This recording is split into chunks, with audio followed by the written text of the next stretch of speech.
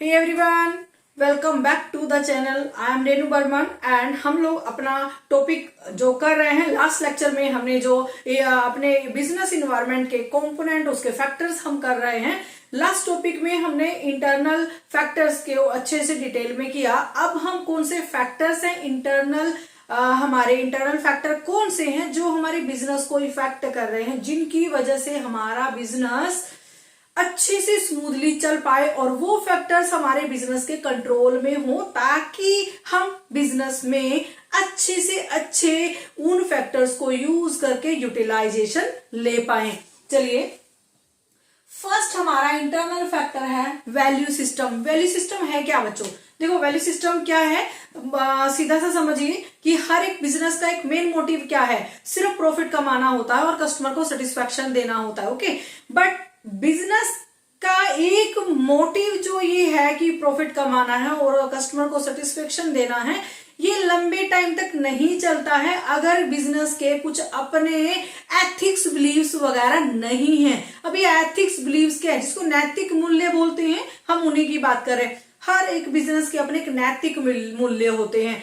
जैसे कि अभी कई कंपनीज जो होती हैं, कई कंपनीज क्या करती हैं, वो जो आपका शराब है, शराब का प्रोडक्शन नहीं करते। उनके नैतिक मूल्य हैं कि अगर वो शराब का यहाँ पे प्रोडक्शन करेंगे तो ज्यादा से ज्यादा शराब हमारे एनवायरमेंट में, हमारे कस्टमर तक, हमारे देश में पहुंच जाएगी। तो देश का जो यहाँ पे विकास नहीं होगा, देश के लोग शराब पिएंगे तो अच्छा उनके लिए नहीं होगा, हेल्दी ऑप्शन नहीं होगा। तो मीन्स हमारे वो देश को कहीं से कहीं खोखला कर रही है। तो ये एक नैतिक मूल्य हैं जो एक बिजनेस को सेटअप रखने के लिए बनाए जाते हैं। जैसे कि अभी जो हमारा टाटाज है, टाटा ग्रुप है, टाटा ग्रुप ऑफ कंपनी है, उसका क्या मोटिव है? उसका मोटिव है कि मुझे अपने इंडियन लोगों को, मीन्स जो मेरे कस्टमर्स हैं, जो मेरे देशवासी हैं, उनके एथिक्स का, उनकी सेहत का और उनके मूल्यों का ध्यान रखते हुए मुझे अपने प्रोडक्शन को करना है, अपना ऐसा प्रोडक्ट बनाना है जो मेरे बिजनेस, मेरे देशवासियों के लिए और मेरे कस्टमर्स के लिए अच्छा हो। तो उन्हीं को आप वैल्यू बोलते हैं। अगर किसी बिजनेस का कोई वैल्यू नहीं है, कोई एथिक्स नहीं है, उसका कोई नैतिक मूल्य नहीं है, तो वो बिजनेस हमारे इन्वायरमेंट में ज्यादा लंबे टाइम तक नहीं चल सकता है।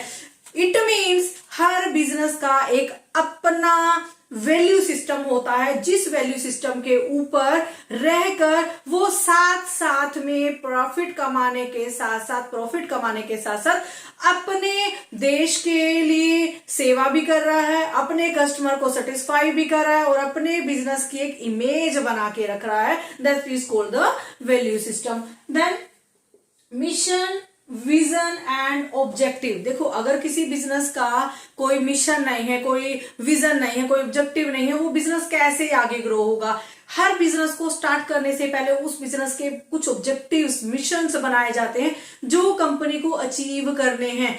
अगर बिजनेस इन्वायरमेंट में रहकर जो आपने ऑब्जेक्टिव मिशंस बनाए हैं वो आपके मिशन आप अचीव नहीं कर पा रहे हैं, तो इट मीन्स आपका जो इन्वायरमेंट है आपके मिशन के लिए कोऑपरेट नहीं कर रहा है। अब आप क्या कर सकते हैं, अपने जो ऑब्जेक्टिव्स हैं अपने ऑब्जेक्टिव्स को थोड़ा सा आप मॉडिफाई कर सकते हैं, ताकि आप इन्वायरमेंट में रहकर अपने बिजनेस को मैक्सिमम लेवल तक लेके जा सके। देन है management structure and nature.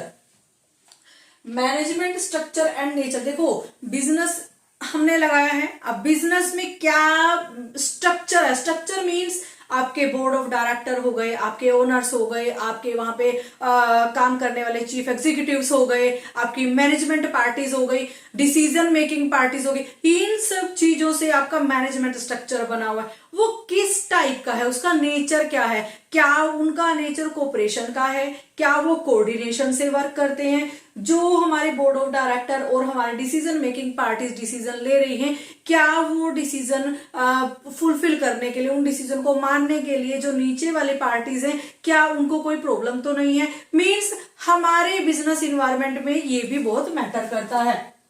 Internal power relationship. अब इंटरनल पावर रिलेशनशिप क्या होता है? देखो, जो हमारी पार्टीज है, जो बिजनेस से रिलेटेड है, हमारे ओनर्स हैं, हमारे शेयर होल्डर्स हैं, हमारे करेक्टर्स हैं, हमारे इंटरमीडिएट्स हैं, तो बहुत सारी ऐसी पार्टीज हैं जिनका रिलेशनशिप एक दूसरे के साथ है, जिनका एक दूसरे के साथ कोऑर्डिनेशन है, तभी ये बिजनेस चल रहा है। मीन्स उसको भी साथ में लेके चलना बिजनेस इन्वायरमेंट के लिए बहुत अहम होता है। देन बात करते हैं बिजनेस ह्यूमन रिसोर्सेज की। अब ह्यूमन रिसोर्सेज है क्या? देखो ह्यूमन रिसोर्सेज समझ में आता, मैन पावर। वो मैन पावर जो हमारे बिजनेस में हमारे एम्स को, हमारे ऑब्जेक्टिव्स को फुलफिल करने के लिए योगदान दे रही है, वहां पे कोऑपरेट कर रही है, उस ह्यूमन रिसोर्सेज की बात करते हैं। अब जो ह्यूमन रिसोर्सेज है, हमारे बिजनेस का जो इंटरनल इन्वायरमेंट है वो किस तरीके से कमिटमेंट करा रहा है, वो किस तरीके से उनको इनिशिएट कर रहा है, किस तरीके से उनको कोऑपरेट कर रहा है, किस तरीके से उनकी डिसीजन मेकिंग पावर को बढ़ा रहा है, किस तरीके से वो बिजनेस में हमारे जो ह्यूमन रिसोर्सेज है उनको बांध के रखा हुआ है कि वो हमारे एम्स को कंप्लीट करने के लिए, पूरा करने के लिए अपना योगदान दे रहे हैं। ये भी बिजनेस इन्वायरमेंट में आता है। देन बात करते हैं company image and brand equity. अभी देखो, जैसे मैंने यहाँ पे वैल्यू सिस्टम को बताया था, वैल्यू सिस्टम में क्या बताया था कि बिजनेस का एम तो है, एम के साथ साथ उसको कुछ वैल्यूज हैं उसकी, जिन वैल्यूज को फॉलो करके वो अपने मकसद तक पहुंच रहा है। ऐसे ही अगर वो अपने वैल्यूज को कंटिन्यू रखता है, तो अपनी वैल्यूज को अपना के रखता है, वैल्यूज के ऊपर चलता है, उन वैल्यूज को अपने बिजनेस में अहम रोल देता है, तो ऑटोमेटिकली जो कंपनी की इमेज है, ब्रांड इक्विटी है, वो बढ़ जाएगी। कैसे बढ़ेगी? अब देखो, मैंने अभी आपको एग्जांपल दिया था कि टाटा हमारी कंपनी है, टाटा ग्रुप ऑफ कंपनीज है, क्या वैल्यूज है उनकी, क्या उनके एथिक्स है कि वो चाहते हैं कि जो मैं प्रॉफिट तो कमाऊं, साथ साथ में अपने जो मेरे से रिलेटेड कस्टमर्स हैं, मेरे से रिलेटेड मेरे देशवासी हैं, मेरे आसपास के लोग हैं, मेरी सोसाइटी है, उनके लिए भी मैं कुछ योगदान दे पाऊं। मीन्स अगर वो कोई कंपनी ऐसा सोचती है तो इट मीन्स ऑटोमेटिकली वो कंपनी की इमेज और ब्रांड इक्विटी बन जाते हैं। ये भी हमारी बिजनेस के लिए एक अहम रोल यहाँ पे प्ले करता है। अदर फैक्टर्स में क्या है? Physical assets. आपके बिजनेस की फिजिकल एसेट्स क्या है? जैसी फिजिकल एसेट्स होंगी, आपकी मैन पावर अच्छी होनी चाहिए, आपका काम करने का जो माहौल है, आपने जो अपने एम्प्लॉयज को, ह्यूमन रिसोर्सेज को दे रखा है, वो अच्छा होना चाहिए। बहुत सारी ऐसी चीजें हैं जो आपकी फिजिकल एसेट्स में आती हैं। अगर आप उनके ऊपर प्रॉपर कंट्रोल कर पाते हैं तो बिजनेस इन्वायरमेंट को, जो इन्वायरमेंट आपके बिजनेस के आसपास है, उससे आप अपने एम को जल्दी से पूरा कर सकते हैं। फिर बात करते हैं जो आपको आपने फैसिलिटीज दे रखी हैं, फिजिकल एसेट एंड फैसिलिटीज अपने मैन पावर को प्रोवाइड करा रखे, वो अच्छी होनी चाहिए, तभी बिजनेस ग्रो करेगा।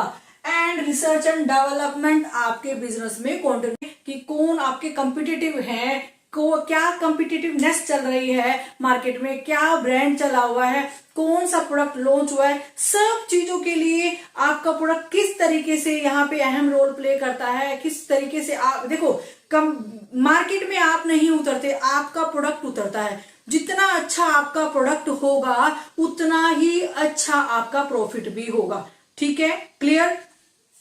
कहते हैं टेक्नोलॉजी अपडेटेड होनी चाहिए। जो टेक्नोलॉजी आ रही है, जिसमें आप काम कर रहे हैं, जिसमें आपका बिजनेस काम कर रहा है, उस टेक्नोलॉजी को आप टाइम से अपडेट करते हैं तो आपके बिजनेस के लिए वो सबसे अच्छी बात है। इसीलिए ये बहुत सारे फैक्टर्स है जो हमारे इंटरनल इन्वायरमेंट को, हमारे बिजनेस इन्वायरमेंट को इफेक्ट करते हैं।